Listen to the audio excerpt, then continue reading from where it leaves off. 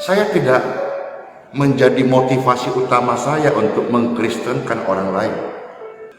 Saya hanya belajar menghadirkan kuasa Kristus, menghadirkan kehidupan Kristus, menyajikan karakter Kristus. Mujizat itu bukan karya manusia. Manusia itu hanya berdoa. Mujizat itu adalah gift, pemberian dari Sang Pencipta. Tolong diperhatikan oleh Patrick Smith. Apa itu? Bahwa mujizat itu bukan karya manusia. Bukan karya pendeta Berton, bukan karya pendeta Stephen Tong, bukan karya pendeta Yesaya Pariaji, bukan karya Pastor Philip Mantopa, bukan karya dari pendeta Gilbert Lumoindong, bukan karya dari Evangelis Daud Tony dan lain sebagainya. Mujizat itu mutlak karya Tuhan. Bagi saudara-saudara oknum-oknum tertentu yang merasa diri paling pintar dan cerdas, merasa lebih menguasai secara akademis atau secara teologi, saya mau mengingatkan kepadamu, berteologi yang benar adalah berteologi yang melahirkan kekudusan hidup. Kekudusan hidup bisa terlihat dari bagaimana kita membuat komentar, bagaimana kita membuat konten.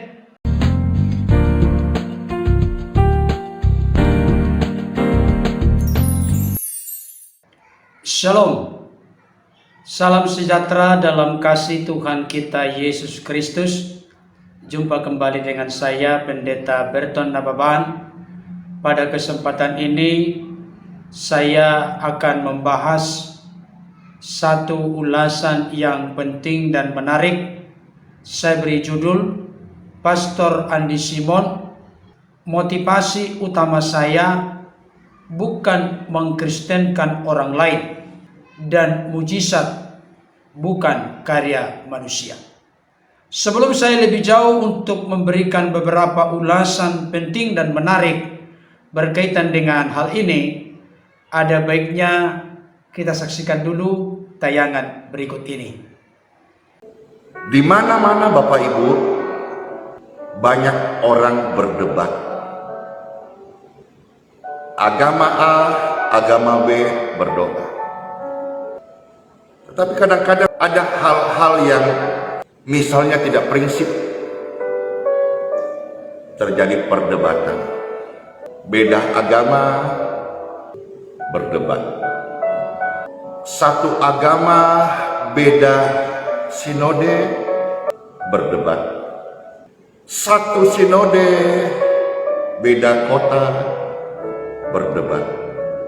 Maksudnya apa? Pastor mau sampaikan ini sebagai pembuka. Sampai kapanpun perbedaan tetap ada, baik beda agama, beda sinode, beda gereja, beda kota, apalagi beda pribadi.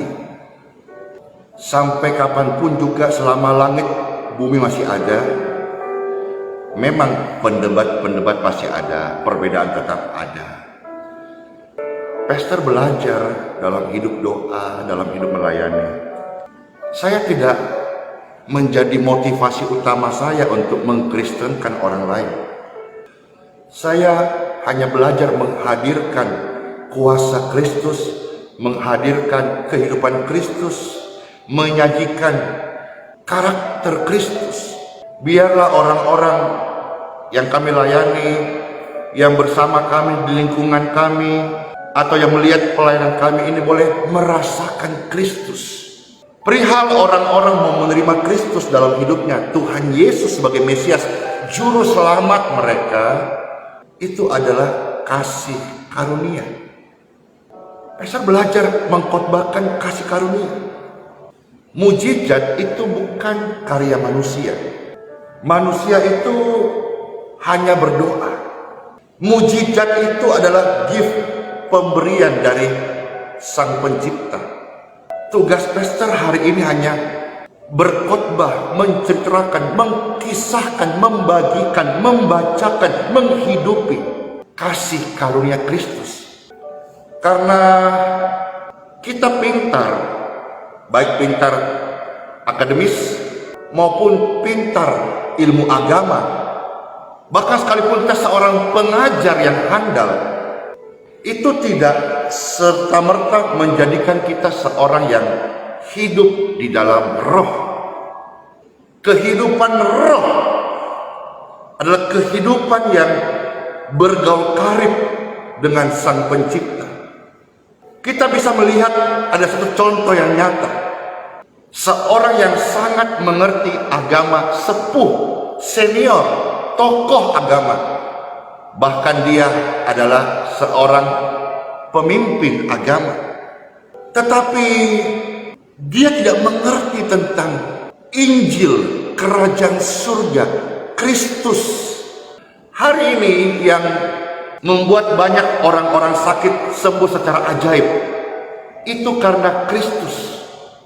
Hari ini membuat orang-orang rindu untuk didoakan karena kasih Kristus mengalir. Kalau saudara-saudara melihat ada orang beragama setiap hari ngomong soal uang, maka bisa-bisa saja kalau orang-orang yang diajak ngomong atau digembalakan itu kaya-kaya atau ingin kaya atau mengejar kekayaan, karena memang itu yang menjadi setiap hari dibicarakan. Tetapi Kristus membicarakan kasih karunia, maka orang-orang itu akan boleh merasakan kasih karunia. Pastor setiap hari bicara soal mujizat, doa kesembuhan in Jesus name. Di dalam doa-doa pastor, Tuhan anugerahkan aliran kesembuhan, dan itu terjadi Bapak Ibu. Kesetiaan kita itu tidak mengkhianati hasil. Ada juga orang-orang beragama yang hobi nge-gym. Dia pasti tiap hari bicara soal pola hidup sehat, bagaimana seni membentuk tubuh. Mari kita one step ahead, maju satu langkah, bahwa menjadi orang beragama tidak serta-merta menjadikan kehidupan kita intim dengan Tuhan. Dalam konteks ini, Tuhan Yesus. Kita perlu sebuah hubungan, kepercayaan, pengalaman, keniscayaan. Baik Bapak Ibu Saudara yang dikasihi oleh Tuhan, tadi kita sudah menyaksikan, menyimak, memperhatikan, dan mendengarkan banyak hal yang disampaikan oleh hambanya Pastor Andi Simon. Beliau memulai dengan satu pernyataan bahwa banyak terjadi perdebatan di mana-mana, baik antara orang-orang yang satu agama atau berbeda agama, atau juga satu sinode, satu gereja, satu kota, dan lain sebagainya.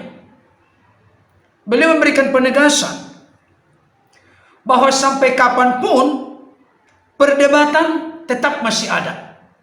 Dan di tengah-tengah adanya perdebatan itu, tentunya karena ada perbedaan antara satu dengan yang lain. Tapi ada satu hal yang menarik yang disampaikan oleh beliau. Kalau perbedaan itu bukan merupakan sesuatu yang prinsip, artinya tidak bersentuhan atau berkaitan langsung dengan doktrin atau pengajaran mendasar, misalnya seperti pengajaran tentang Tritunggal atau Dwi Natur Kristus. Ini adalah sesuatu yang tidak boleh ditawar-tawar. Oleh karena apa, saudaraku? Orang yang tidak percaya bahwa Allah itu adalah Allah yang Tritunggal, maka itu adalah jalan tol menuju neraka. Orang yang tidak mempercayai Dwi Natur Kristus, bahwa Yesus itu memiliki natur kemanusiaan dan natur keilahian, maka orang itu tidak akan mungkin mendapatkan keselamatan. Tetapi dalam hal-hal yang praktis berkaitan dengan karunia, mari kita saling menghargai keperbedaan satu dengan yang lain. Ini penting, sehingga keutuhan, unity, kesatuan tubuh Kristus tetap terjaga dan terpelihara dengan baik. Saudaraku yang dikasihi oleh Tuhan, Di bagian berikutnya hambanya Pastor Rani Simon menjelaskan kepada kita sekaligus untuk membuka mata hati, mata rohani kita. Beliau mengatakan demikian, tidaklah motivasi utama saya mengkristenkan orang lain. Saya sependapat dan setuju. Tugas kita bukan untuk memaksa orang lain atau mengkristenkan orang lain menjadi masuk ke agama Kristen. Tidak. Bukan itu yang menjadi substansi inti pokok dari perintah Yesus kepada murid-muridnya. Perintah Yesus kepada murid-muridnya jelas sebelum Yesus berpisah dari mereka. Pergilah ke seluruh dunia, jadikanlah semua bangsa muridku. Itu yang menjadi fokus sentral dari amanat agung. Dan tentunya di tengah-tengah menjalankan amanat agung, menjadikan sekalian bangsa murid Kristus, di sana ada berita keselamatan, ada berita kelepasan, ada berita kesembuhan, pemulihan, jamahan dan mujizat Tuhan.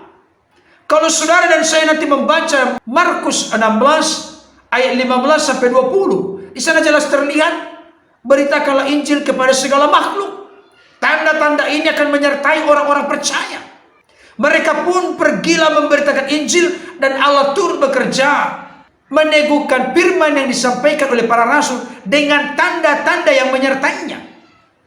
Di sana ada berita Injil yang menyelamatkan, melepaskan, menyembuhkan dan memulihkan.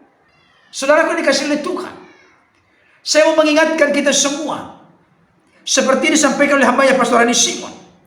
Bukanlah motivasi utama saya mengkristenkan orang lain, tapi yang menjadi target dan sasaran dari hambanya Pastor Rani Simon adalah menghadirkan kuasa Kristus, menghadirkan kehidupan Kristus, menghadirkan karakter Kristus melalui sikap, perilaku, perkataan, perbuatan, apa yang dilakukan dan dikerjakan.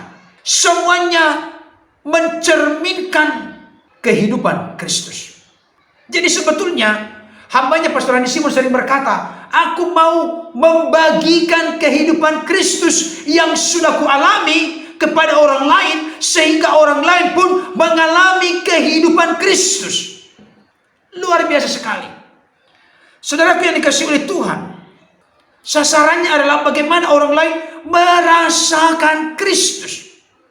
Tentu kita tahu bersama, Kristus mencintai dan mengasihi orang-orang berdosa. Itu sebabnya Kristus rela mati di kayu salib untuk menebus manusia dari dosa, kematian kekal, dan dari jeratan kuasa iblis.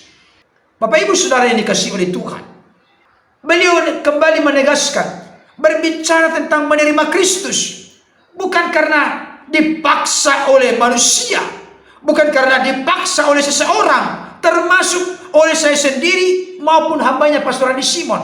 Karena konteks menerima Kristus adalah kasih karunia Tuhan. Tugas kita adalah melakukan apa yang menjadi tugas tanggung jawab kita. Maka untuk membuat orang tercelik dan terbuka mata hati, mata rohaninya, menerima Yesus sebagai Mesias, anak Allah yang hidup, sebagai Tuhan, Lord, Kurios, junjungan, pemimpin, raja, penguasa, dan juru selamat yang menyelamatkannya dari dosa, adalah karya Roh Kudus. Jadi kita sebagai orang-orang percaya, sebagai penatua, gembala, pendeta, pastor, hamba Tuhan, jangan pernah kita berpikir bahwa untuk membuat orang lain bertobat adalah tugas kita. No. Seseorang itu diinsafkan akan dosanya oleh karena Roh Kudus bekerja menginsafkan dunia akan dosa. Oleh karena tidak percaya kepada Kristus, akhirnya dia butuh percaya kepada Kristus karena Roh Kudus yang menginsafkan dan menyadarkannya. Saudaraku yang dikasihi oleh Tuhan, itu sebabnya tugas kita adalah mengkhotbahkan atau mengajarkan kasih karunia.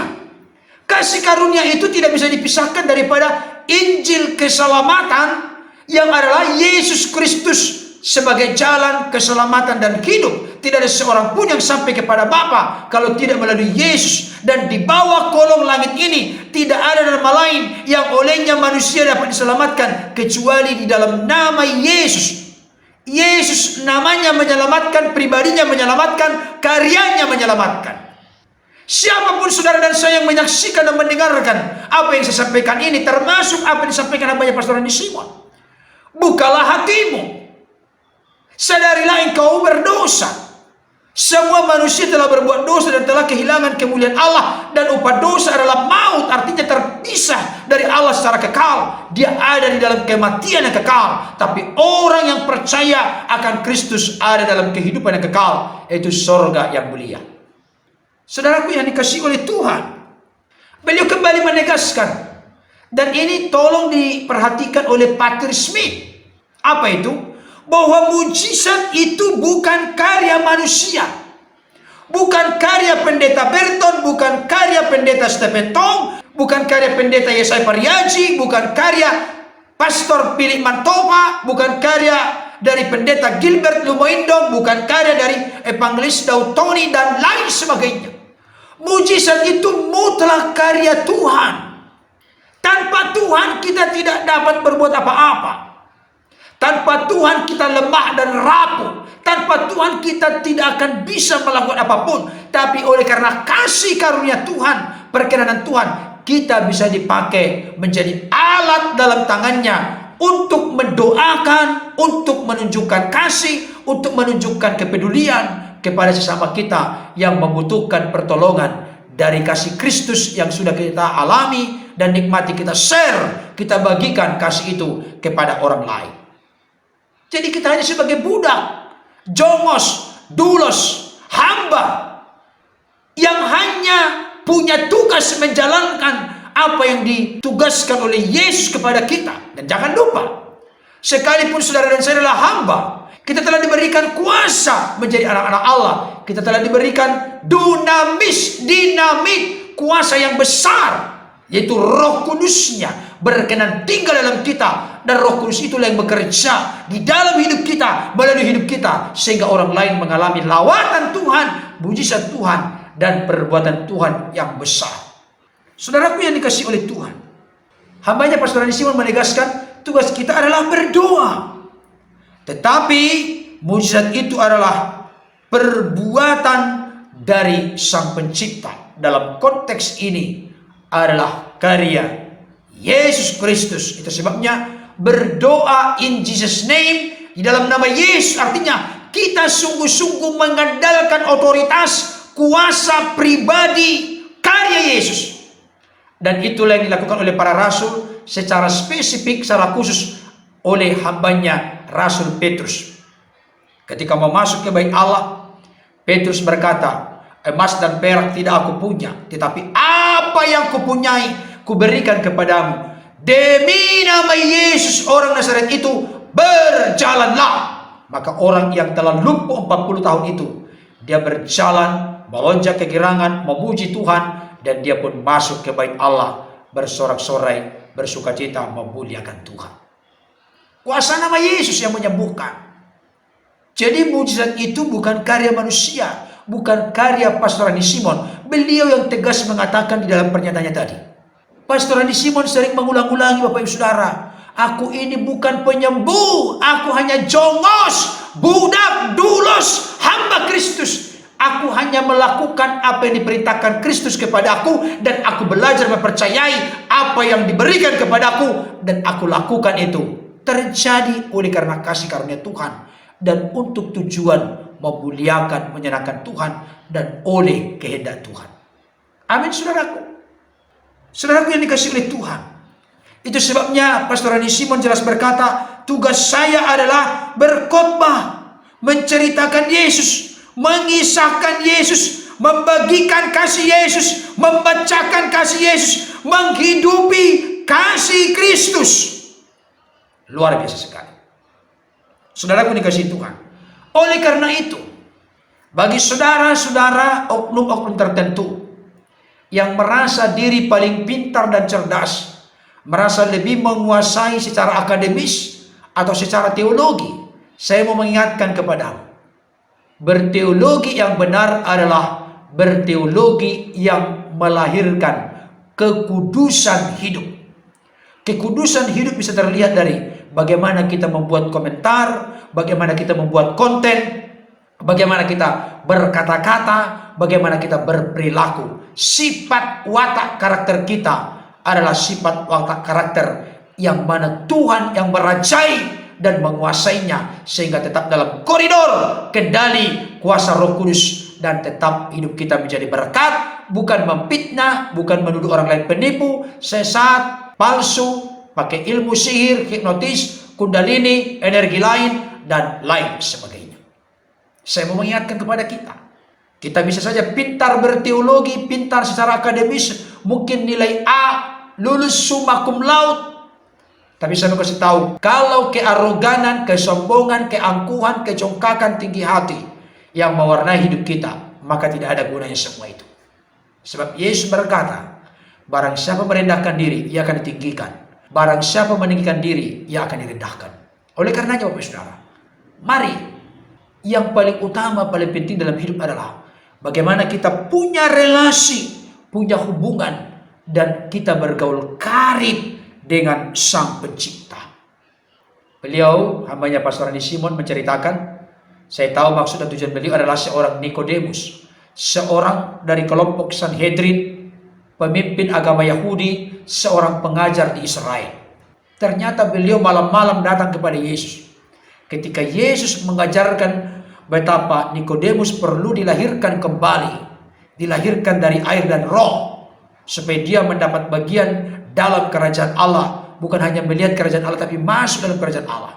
Nikodemus tidak mengerti. Tetapi saya tahu, di akhir hidupnya, kalau kita baca dalam kitab Yohanes, dia adalah seorang yang akhirnya mencintai Yesus dengan sungguh-sungguh. Saudara dikasih oleh Tuhan, ini menjadi sebuah peringatan bagi kita. Apakah kita seperti seorang Nikodemus yang lama, bukan Nikodemus yang baru? Pintar, cerdas, tahu hukum, pengajar, tapi kita tidak punya relasi dan hubungan yang intim, indah, mesra, karib dengan Tuhan. Saya teringat dengan satu bagian firman Tuhan. Tuhan bergaul karib dengan orang-orang yang takut akan Dia, dan perjanjiannya, perjanjian itu dan rahasianya diberitahukannya kepada Dia.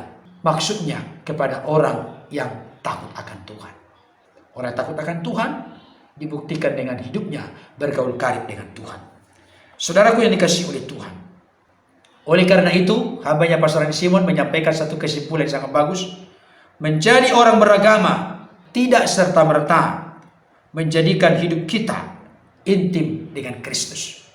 Yang dibutuhkan dan diperlukan serta sifatnya urgent, mendesak dalam hidup kita adalah sebuah relasi, sebuah hubungan, sebuah keintiman dengan Tuhan. Karena itulah yang menentukan kualitas hidup kita. Kiranya apa yang saya sampaikan dan juga ulasan yang sudah disampaikan hambanya Pastor Andi Simon menjadi berkat yang semakin meneguhkan, menguatkan kita dalam mengiring mengikut Tuhan. Selamat hidup berelasi dengan Tuhan, dan hasil relasi dengan Tuhan akan terlihat dengan jelas dan nyata melalui bagaimana kita hidup dengan sesama manusia. Tuhan Yesus memberkati. Amin.